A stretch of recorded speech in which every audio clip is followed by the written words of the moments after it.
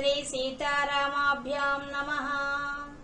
శ్రీ వాల్మీకి మహర్షి గారు రచించినటువంటి శ్రీమద్ రామాయణంలో యుద్ధకాండలో ఈరోజు 18, 19, 20 సర్గలు చెప్పుకుంటున్నాం. ఆంజనేయ స్వామి మిగతా ప్రముఖులు అందరూ కూడా ఆ విభీషణుడిని ఆదరించాలా వద్దా అనే విషయాల్లో మాట్లాడారు. కానీ ఆంజనేయ స్వామి మాత్రం ఆయన్ను శరణు చొచ్చాడు కాబట్టి ఆదరించడమే మంచిది అని సలహా ఇచ్చాడు. అవి అందరి మాటలు వినిన తర్వాత రావణుడు శ్రీరామచంద్రమూర్తి వాళ్ళందరినీ ఉద్దేశించి వానర వీరులందరినీ ఉద్దేశించి మాట్లాడడం మొదలుపెట్టాడు. వాడితో ఒకటే మాట అంటున్నాడు, మీరు నా శ్రేయోభిలాషులు, మీరు చెప్పిన మాటలని నేను విన్నాను, ఇప్పుడు సావధానులై నేను చెప్పేది కూడా వినండి అని చెప్తున్నాడు. ఓ మిత్రులారా, మిత్రభావంతో నా కడకు వచ్చిన వారిని నేను త్యజింపను. ఒకవేళ అతనిలో ఏదైనా దోషం ఉన్నా కూడా నేను దాన్ని పట్టించుకోను. సత్పురుషులు దోషులకు ఆశ్రయం ఇచ్చుట తప్పు కాదు, కనుక నేను విభీషణుడు తప్పక ఆశ్రయిస్తాను అనగానే సుగ్రీవుడు లేచి మాట్లాడుతున్నాడు. ప్రభు, మీరు ఇలా మాట్లాడుతున్నారు, మరి విభీషణుడు తన అన్నయ్య రావణాసురుడు సంకట పరిస్థితిలో ఉన్న సమయంలో అన్ననే వదిలిపెట్టాడు, ఇంకా ఇతరుల వదిలిపెట్టే విషయంలో ఎట్లా ఉంటాడు, వదిలిపెట్టకుండా ఎందుకు ఉంటాడు అని అడిగాడు. అడగంగానే అప్పుడు శ్రీరామచంద్రమూర్తి చెప్తున్నాడు, లక్ష్మణ, శాస్త్రములు అధ్యయనం చేసిన వాడే ఇలా మాట్లాడాడు. అంటే రాజనీతి శాస్త్రం అంతా బాగా తెలుసు సుగ్రీవుడికి, అందరూ అలా మాట్లాడాడు.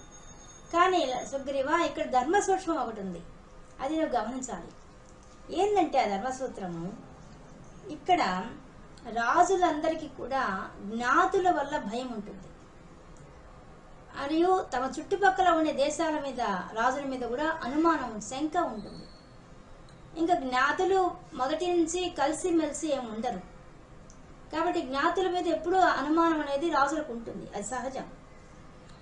ఇప్పుడు ఈ సంకట పరిస్థితిలో దెబ్బతీయడానికి కోసంగా ఈ జ్ఞాతి అయిన విభీషణుడు కూడా దెబ్బతీయవచ్చు రాజైన రావణాసురుడు. అందుకు భయపడి విభీషణుడు వచ్చి ఉండవచ్చు. ఎలా మాట్లాడుతున్నాడు రామచంద్రమూర్తి. నిర్మల హృదయులైన జ్ఞాతులు ఉండవచ్చు, బంధువులు అయి ఉండవచ్చు, హితం చెప్పి ఉండవచ్చు, కానీ సత్పురుషుడు కాని రాజుకి అది జ్ఞాతి మాట్లాడాడనే విషయం ఉంటుంది, మనసులో శంక ఉంటుంది. జ్ఞాతి చెప్పాడు కాబట్టి నమ్మడు, వాళ్ళకి శంక ఉంటుంది. దుష్టుడైన రావణాసురుడి గురించి చెప్పాల్సిన అవసరం లేదు, అతని శంక ఎప్పటికీ ఉంటుంది. కాబట్టి ఇతని రక్షణ కోసమై మందిరికి వచ్చాడు.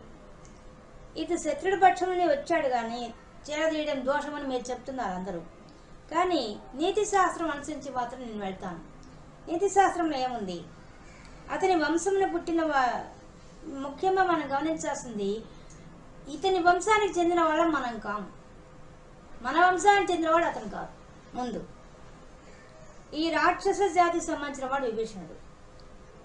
అతడు రాజ్యమును కాంక్షించి వచ్చినట్టుగా మనకు కనిపించడం లేదు. ఇక్కడ కేవలం మన శరణు కోరుతున్నాడు తప్పితే రాజ్యకాంక్షతో వచ్చిన వాడు కాదు. అందువల్ల మన పక్షంలో చేర్చుకున్నట్టుకు సమంజసం. సహజంగా జ్ఞాతులు ఎవరు కలిసిమెలిసి ఉండరు. దానివల్లనే రావణుని మీద భయముతోనే ఇతడు ఇట్లు మన దగ్గరికి వచ్చాడు. రాక్షసుల్లో పరస్పరము భయములు ఆవరించి ఉన్నాయి. ఇప్పుడు ప్రస్తుతం మన వల్ల మనం వచ్చినాం కాబట్టి వాళ్ళందరిలో భయం వచ్చేసి ఉంటుంది పాటికే. కావున విభీషణుని పరిగ్రహించుట యుక్తమే, వాడు పరిగ్రహించి ఉంటారు. నాయన సుగ్రీవ, ప్రపంచంలో భర్తుని వంటి సోదరుడు, నీ వంటి మిత్రుడు, నా వంటి కుమారుడు ఉండరు అని చెప్తున్నాడు. అంటే ఏంటి, ఎంత చక్కగా ఆలోచించాడు సుగ్రీవుడు ఆయన గురించి. తన మిత్రుడు సహాయం చేయాలని ఉద్దేశంతో ఎంత సైన్యాన్ని తీసుకుని వచ్చాడు ఆయన. కాబట్టి నీలాంటి మిత్రుడు ఉండడు, భర్తుడు లాంటి సోదరుడు ఉండడు. అంటే విభీషణులాగా, విభీషణుడికి అన్నం ఉన్నట్టు నేను, తమ్ముడు ఉన్నట్టు భర్తుడు ఉన్నట్టుగా తమ్ముళ్ళు ఉండరు, అలా ఉండరు. ఎందువల్ల భర్తుడు ఏం చేశాడు, రాజ్యాన్ని ఇచ్చిందాన్ని త్యజించాడు. ఆయన రాముడికి ఇవ్వాలని వచ్చాడు, వెనక్కి మళ్ళీ రాముడి దగ్గరికే వచ్చాడు. అట్లాంటి వాళ్ళు ఉండరు లోకంలో. కాబట్టి భరతుడు లాంటి వాళ్ళు తమ్ముళ్ళు ఉండరు, నీలాంటి స్నేహితుడు ఉండడు, నాలాంటి కొడుకు కూడా ఉండడు. ఎందుకు, తండ్రి ఆనతి ప్రకారంగా అరణ్యాల పాలైనాడు, తండ్రి సత్యవాకులు నిలబడ్డానికి కోసంగా. అటువంటి కొడుకులు ఉండరు. వాళ్ళ శారీరక సుఖాన్ని వదులుకొని ఎవరు త్యజించరు. సుఖానికి విలువ ఇస్తారు. తర్వాతే తండ్రి మాట ఎవరికైనా అంతే. కానీ అటువంటిది లేకుండా చేశాడు కాబట్టి తన లాంటి కొడుకు లేడు. ఆయన లక్ష్మణుని ముందే మాట్లాడాడు. ఇవన్నీ మాట్లాడి విభీషణుని రాముడే అప్పుడు సుగ్రీవుడు అడుగుతున్నాడు, ఒకవేళ విభీషణుని రావణాసుడే పంపించాడు అందరికి. వీళ్ళు మాయలు మారలు కదా, వీళ్ళు కామరూపులు, మాయావులు వీళ్ళు. కాబట్టి విభీషణుని మందిని పంపించాడేమో మన బలగాన్ని తెలుసుకోవడానికి, మన ఆనుపాలను తెలుసుకోవడానికి, లేదా నిన్ను లక్ష్మణుని సమ్మరిస్తే ఇక యుద్ధం లేదు కదా, మన ముగ్గురిని చంపేస్తే అందుకోసం పంపించాడేమో అసలు రావణాసురుడే అని అంటున్నాడు. క్రూరాత్ముడైన రావణాసురుడి సోదరుడు కాబట్టి నాకు అనుమానంగా ఉంది అని సుగ్రీవుడు మాట్లాడుతున్నాడు. అనేసరికి అప్పుడు రామచంద్రమూర్తి మాట్లాడుతున్నాడు, ఈ రాక్షసుడు దుష్టుడు కాకున్నా ఏ విధంగానైనా ఏ కొంచెంగానైనా నాకు కీడు చేయగలడా అడుగుతున్నాడు రామచంద్రమూర్తి. ఒకవేళ కీడు చేయాలనుకున్నా కూడా ఓ వానరేంద్ర, నేను తలుచుకున్నచో ఈ క్షణంలోనే పిశాచాలు గాని, దానవులు గాని, రాక్షసులు గాని ఎవరైనా సరే వాళ్ళని నేను నా కొనగోటితో మట్టు పెట్టగలను. అంతటి శక్తి సామర్థ్యాలు నాకున్నాయి. కాబట్టి నేను ఇంక దేనికి భయపడాలి? దుష్టుడు వచ్చాడు, నేను భయపడాలి? అసలు నేను భయపడను. ఒక పావురమే వ్యాధుడికి అంటే బోయేవాడికి ఆ పావురం యొక్క భార్యను చంపినా కూడా ఆతిథ్యం ఇచ్చి తన శరీరంతోనే మాంసం తీసిచ్చింది. అటువంటి త్యాగశీలున్న ప్రదేశం మంది. కాబట్టి శరణు కోరుకొని వచ్చినటువంటి వ్యాధుడికే ఒక పావురం ఇస్తే ఇక నేనెలా ఉండాలి? దానికే అంత ఉంటే, నేను ఒక పక్షికి అంత శరణాగత దక్షత ఉంటే నాకెలా ఉండాలి? ఇంకా అంతేకాకుండా కణ్వ మహర్షి యొక్క కుమారుడికి కండునికి ఆయన నీతి వాక్యాలు చెప్పారు. ఏమని చెప్పాడు అవి ఇప్పుడు మీకు చెప్తాను, వినండి అని చెప్తున్నాడు. ఆర్తుడైనా గర్వించిన వాడైనా తన ప్రతిపక్షంలో వారిని శరణు వచ్చినప్పుడు వారు నిశ్చయ బుద్ధితో తమ ప్రాణములు వడ్డీ అయినను అతన్ని కాపాడాలి. భయపడి గాని, ఆపద్ధర్మమును ఎరుగక గాని, లాభాపేక్షతో గాని, శక్తి గలవాడై ఉండియు ఏదేని ఒక నెపముతో శరణు వచ్చిన వారిని రక్షింపకుండా ఉంటే వాడు నిందల పాలవుతాడు. వాడు చేసిన పుణ్యకార్యం అంతా వ్యర్థమైపోతాయి. వాడు పాపాలకు పోతాడు. కాబట్టి శరణు వచ్చిన వారిని రక్షించాలి, లేదంటే మనం నష్టపోతాం. శరణాగతిని రక్షింపని వారి యొక్క సుకృతములన్నీ నశిస్తాయి. శరణాగతిని రక్షింపకుంటే మహాదోషం అది. దానికి నరకం తప్పదు, కీర్తియు నశించును. కాబట్టి బలపరాక్రమాలు కూడా నశించిపోతాయి అటువంటి దానికి. ఇది కండ మహర్షికి ఆ కండ మహర్షి చెప్పిన నీతి సూత్రం. దీని ధర్మసమ్మతమైన మాటలు చెప్పాడు ఆయన. అటువంటి వాటిని నేను కూడా ఆచరిస్తాను. ఆ మహర్షి చెప్పిన వాటిని నేను ఆచరిస్తాను. దీనివల్ల కీర్తి వస్తుంది, దీనివల్ల సద్గతి వస్తుంది. కాబట్టి నేను దీన్ని పాటించి తీరుతాను. నేను నీ వాడను అని నమ్మి పలుకుతూ ఎవరైనా నా దగ్గరికి వస్తే వారిని ఆశ్రయం ఇచ్చి తీరుతాను. కానీ వాడికి అభయం ఇస్తాను నేను. సుగ్రీవా, విభీషణులకు నేను అభయం ఇస్తున్నాను, నువ్వు వెంటనే వెళ్ళి తీసుకుని రమ్ము అని చెప్పి, ఇదే నా నిర్ణయం. రావణుడు అసలు విభీషణుడు కాదు, రావణాసురుడే వచ్చి నన్ను శరణు కోరితే అతన్ని కూడా నేను శరణిస్తాను, అభయం ఇచ్చి తీరుతాను నేను, అది ఖచ్చితంగా ఇస్తాను. కాబట్టి నువ్వు వెళ్ళి సుగ్రీవుని పిలుచుకురా అని చెప్పాడు. అప్పుడు సుగ్రీవుడు అంటున్నాడు, జగన్నాథ, సమస్త ధర్మము తెలిసిన వాడివి నీవు అందరి సుఖాన్ని, ప్రాణ సుఖాన్ని కోరేవాడివి. నువ్వు ఇటు మాట్లాడడంలో వింతే ఉంది, నువ్వు ఇలాగే మాట్లాడతావు. కానీ నా మంతరాత్మకు కూడా ఆ విభీషణ యొక్క ముఖ కవళికను చూసిన తర్వాత ఇతడు ఉత్తముడు అనే అభిప్రాయం నాకు కూడా కలుగుతోంది. నా అంతరాత్మ నాకు చెప్తోంది ఆ విషయం. కాబట్టి నేను ఇప్పుడే వెళ్ళి ఆ విభీషణ తీసుకొస్తా అని చెప్పి ఆ విభీషణ దగ్గర వెళ్ళి చెప్తున్నాడు. నిన్ను శ్రీరామచంద్రమూర్తి నీకు అభయం ఇస్తున్నాడు, నువ్వు రావాల్సింది అని చెప్పాడు. ఈ క్షణమే మాకు మిత్రుడు అయిపోయినావు నువ్వని చెప్పాడు. చెప్పంగానే ఇంక విభీషణుడు ఆనందానికి అవధులు లేవు.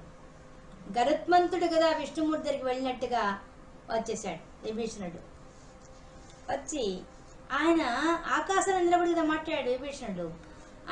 ఆయనతో పాటు 4 రాక్షసులు వచ్చారు. 5 మంది కలిసి ఆకాశంలో నిల్చో ఉన్నారు వాళ్ళు.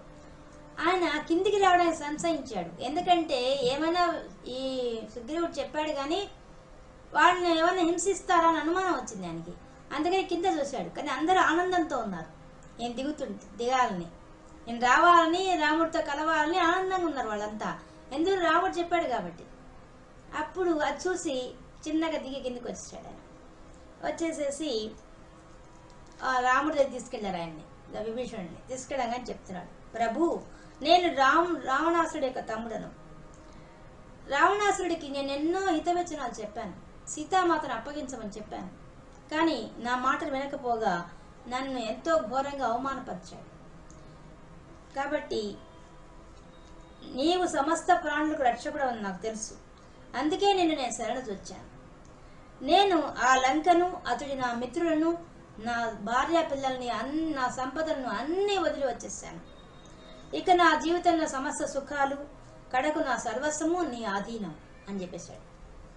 చెప్పేసిన తర్వాత ఇంకా అతని మాటలు విన్న తర్వాత అర్థమైపోయింది రాముడికి, ఇతను చాలా అవమానపడి వచ్చాడు విషయం అర్థమైంది. ఆయనకు అనునయంగా మాట్లాడాడు. తర్వాత మళ్ళీ చెప్తున్నాడు, రాముడు అడుగుతున్నాడు, ఓ విభీషణ, రావణి మీ యొక్క రాక్షసుల యొక్క బలాబలాల గురించి నాకు తెలుపవలసింది అని అడిగాడు. అడిగితే విభీషణుడు చెప్తున్నాడు, రాజకుమార, రావణుడు బ్రహ్మదేవుని ద్వారా వరం పొందాడు. అతడికి వాటి వల్ల పరప్రభావం వలన అతన్ని గంధర్వులు గాని, అసురులు గాని, రాక్షసులు గాని, దేవతలు గాని ఏ ప్రాణి వల్ల కూడా అతడు వజ్రుడు కాడు. ఇంకా ఆ రావణాసుడు తమ్ముడు నాకు అన్న అయిన వాడు కుంభకర్ణుడు. ఈ కుంభకర్ణుడు కూడా గొప్ప యోధుడు, యుద్ధమున ఇంద్రుడి వంటి పరాక్రమం కలవాడు. ఇంకా ప్రహస్తుడు సేనాపతి, అతడు కూడా చాలా ధైర్యవంతుడు, పరాక్రమవంతుడు. అతడు యుద్ధంలో కుబేరుని యొక్క సేనాపతి అయినటువంటి మణిబద్ధుని ఓడించాడు. ఈ విషయం మీకు తెలిసే ఉంటుంది. రావణుని కుమారుడు ఇంద్రజిత్తు, ఇతడు ఇంకా మహా మాయావి. ఇతడు కనిపించకుండానే యుద్ధం చేస్తాడు. అతని కవచాలు అభేద్యమైనవి, అటువంటి ఎవరు భేదించలేరు, అంత పరాక్రమంతోడు. అగ్నిదేవుని సంతృప్తి పరిచి అతడు అమితమైన పరాక్రమంతో యుద్ధ సమయంలో కనిపించకుండానే మాయావిగా యుద్ధం చేయగల మహామేధావి. కాబట్టి అతన్ని హతమార్చడం కూడా కష్టమే. మహోదరుడు, మహాపార్షుడు, అకంపరుడు అందు రాక్షసులు రావణుని యొక్క సేనానాయకులు. వీరు దిక్పాలతో సమానం. వీళ్ళ సహకారంతోనే దిక్పాలను కూడా జయించాడు ఆ రావణాసురుడు. కాబట్టి తిరుగులేని పరాక్రమశాలైన శ్రీరాముడు విభీషణుని మాటలు విని ఎంతో తెలుసుకున్నాడు. ఓహో, విభీషణుడు సత్యం చెప్తున్నాడు విషయం తెలుసుకున్నాడు. అప్పుడు చెప్తున్నాడు, విభీషణ, యుద్ధరంగంలో నేను రావణుని యొక్క శక్తి సామర్థ్యాల గురించి నువ్వు చెప్పావు కాబట్టి యుద్ధరంగంలో నేను వీరందరినీ సంహరించేస్తాను. నువ్వు చెప్తున్న వాళ్ళంతా బలపరాక్రమాలు కలవని చెప్తున్నావే, ఆ బంధుమిత్రులతో సహా కలిపి అందరినీ చంపేస్తాను. రావణాసుడు రసాదులను దాక్కున్నా, పాతాళ లోకాలను దాక్కున్నా, ఆఖరకు శంకరుని ఆశ్రయించినా సరే నేను సంహరించి తీర్తాను. ఇది నా ఆన. అప్పటి వరకు నేను అయోధ్యకు వెళ్ళను. ఎటువంటి ఆనంటే నా తమ్ముళ్ళ మీద ఒట్టు పెట్టి చెప్తున్నాను, నేను ఈ పని చేసి తీర్తాను అని చెప్పేశాడు. చెప్పగానే విభీషణుడు అంటున్నాడు, రాక్షసుని సంహరించడంలో, ఆ లంకపై దండెత్తడంలో, వాళ్ళని జయించడంలో నా యథాశక్తి నేను కూడా పోరాటం చేస్తాను. మీకు నేను సహకరిస్తాను.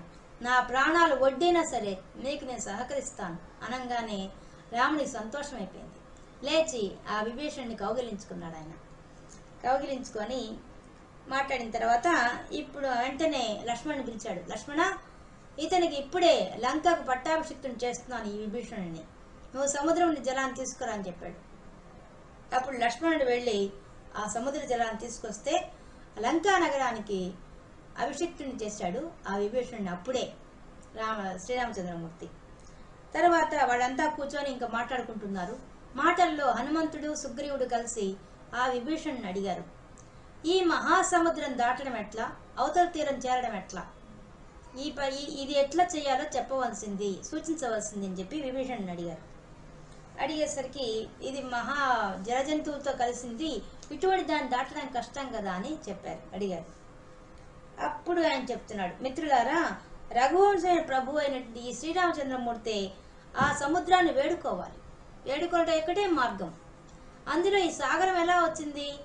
వాళ్ళ యొక్క వంశం ఆ సగరుడి వల్ల వచ్చింది. కాబట్టి సముద్రుడు తప్పక సహాయం చేస్తాడు. కాబట్టి శ్రీరామచంద్రమూర్తి ఈ సముద్రుడిని అడగడమే, వేడుకోవటం ఒక్కటే మార్గం అని చెప్పాడు.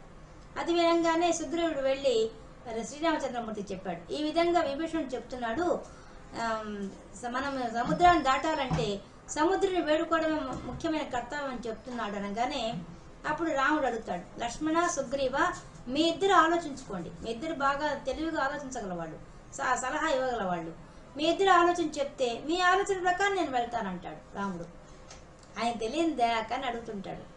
అడిగేసరికి వెంటనే సుగ్రీవుడు అంటాడనమాట, ప్రభు, విభీషణుడు చెప్పిన దాంట్లో నాకేం దోషం కనపడలేదు, అంతకు మించిన మార్గం కూడా కనిపించడం లేదు. ఆయన చెప్పిందే సత్యం అనిపిస్తున్నది అని చెప్తాడు. చెప్పిన తర్వాత మీకు అన్నీ తెలిసి కూడా అంటున్నారని కూడా అంటాడు సుగ్రీవుడు.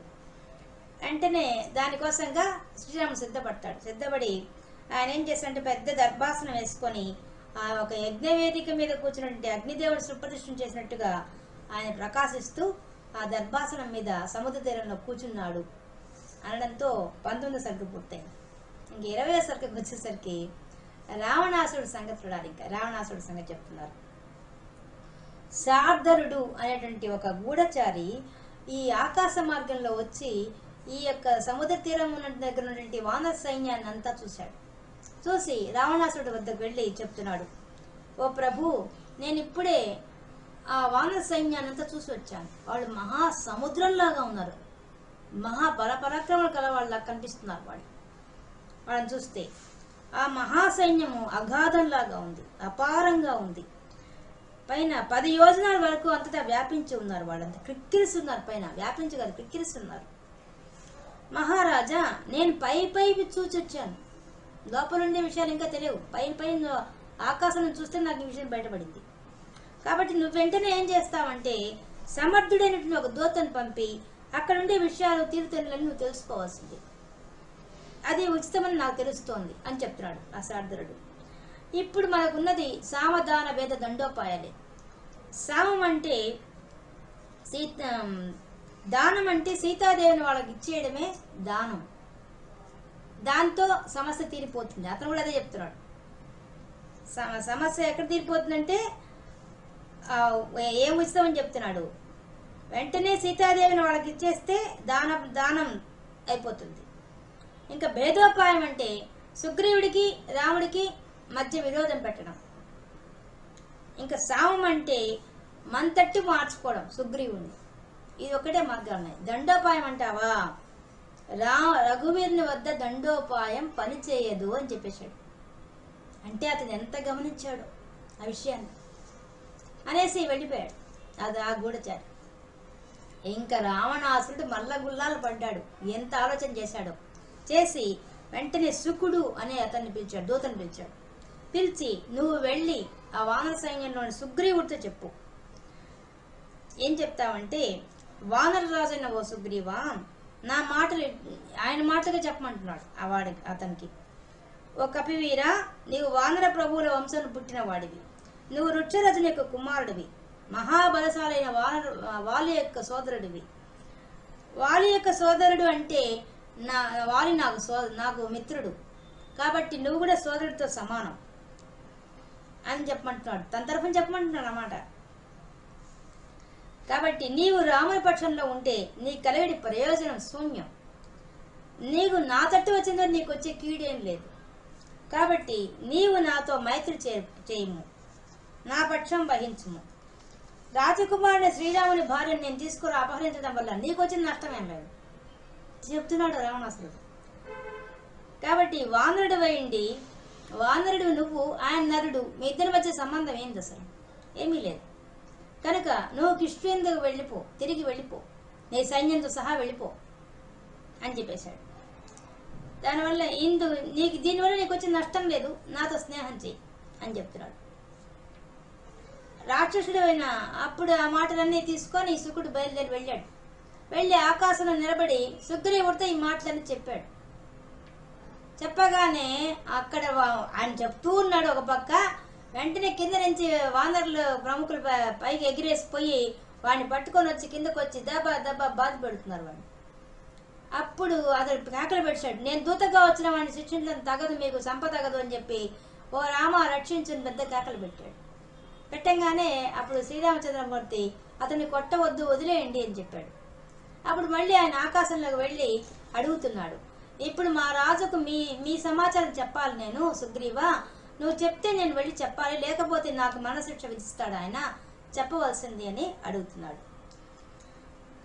అప్పుడు ఆ సుగ్రీవుడు చెప్తున్నాడు, ఓ దూత, మీ రాజుతో ఇట్లు పలుకు, బదారుడైన ఓ రావణ, నీవు నాకు మిత్రుడు కావు, దయకు పాత్రుడు అంతకన్నా కాదు, నాకు ఎట్టి మేలు చేసిన వాడవు కావు, నాకు ప్రేమైన వాడవు కూడా కావు, పైగా నువ్వు శ్రీరామునికి విరోధివి కనుక నాకు కూడా శత్రువువే, కావున బంధుమిత్రులతో సహా నీవు కూడా వాలి వల్ల చంపదగిన వాడివి.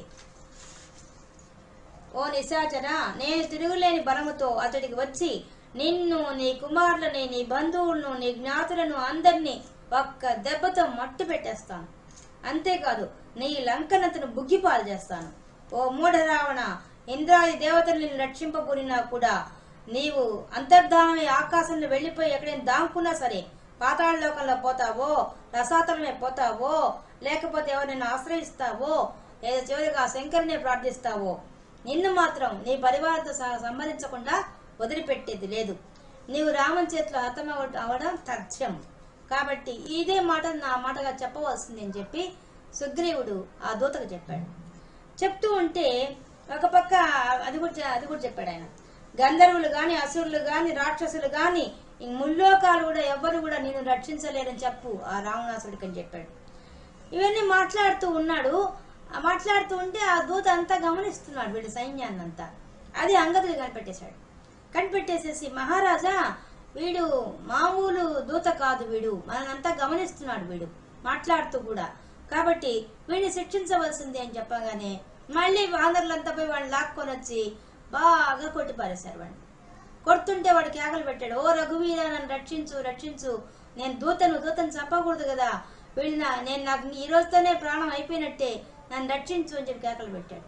అప్పుడు రాముడు, వద్దు, చంపవద్దు, వదలండి అతన్ని అని చెప్పి వదలమని చెప్పాడు అని అభయం ఇచ్చాడు. అభయం ఇవ్వడంతో ఈ 20వ సర్గ పూర్తయింది. అంటే ఆయన వదిలిపెట్టేశారు ఆ శుకుణ్ణి. ఈ విధంగా రావణాసురుడు సామదాన భేద దండోపాయాల్లో దానాన్ని మాత్రం పాటించదలుచుకోలేదు. దండోపాయానికి సిద్ధపడుతున్నాడు. ముందు వేదోపాయం మొదలుపెట్టాడు. వేదోపాయం కూడా ఆయనకి జరగలేదు, సుగ్రీవుడు దానికి అంగీకరించలేదు కాబట్టి ఈ విధంగా దండోపాయానికి సిద్ధపడుతున్నాడు ఈ యొక్క రావణాసురుడు శ్రీరామచంద్రమూర్తితో. అనంతో 20వ సర్గ పూర్తయింది. మనం రేపు 21వ సర్గతో కలుసుకుందాం యుద్ధకాండలో. అంతవరకు సెలవు.